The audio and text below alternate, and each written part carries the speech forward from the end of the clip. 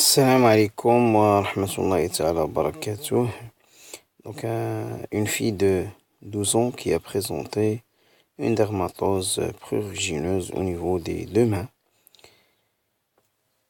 de manière inaugurale avec un prurite.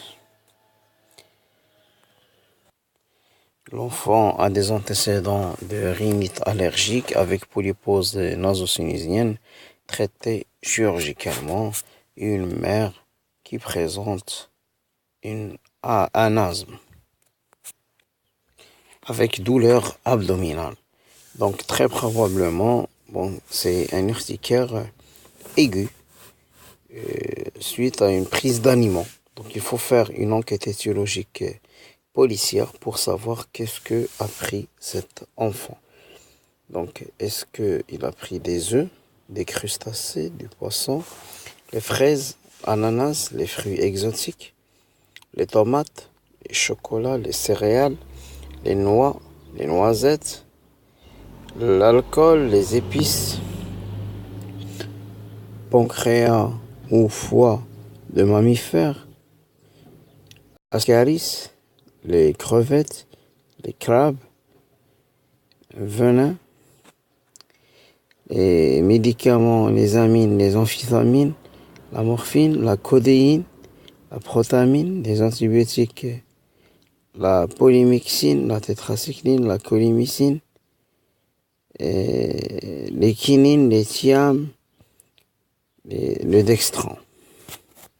Donc à l'examen, il faut bien décrire l'éruption qui est formée d'éléments séparés qui papules érythémateuses dont le centre est parfois blanc, opalin et dont les contours sont nets.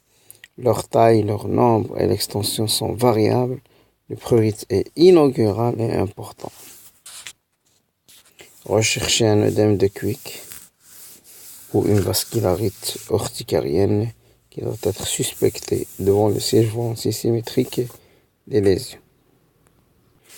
La vascularite urticarienne est une maladie multisystémique caractérisée par des lésions cutanées ressemblant à une urticaire.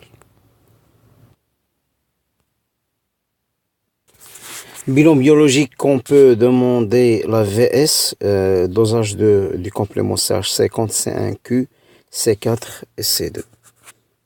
Les aliments à rechercher, les aliments allergisants, les aliments histamino-libérateurs, les œufs, la fraise, l'arachide, les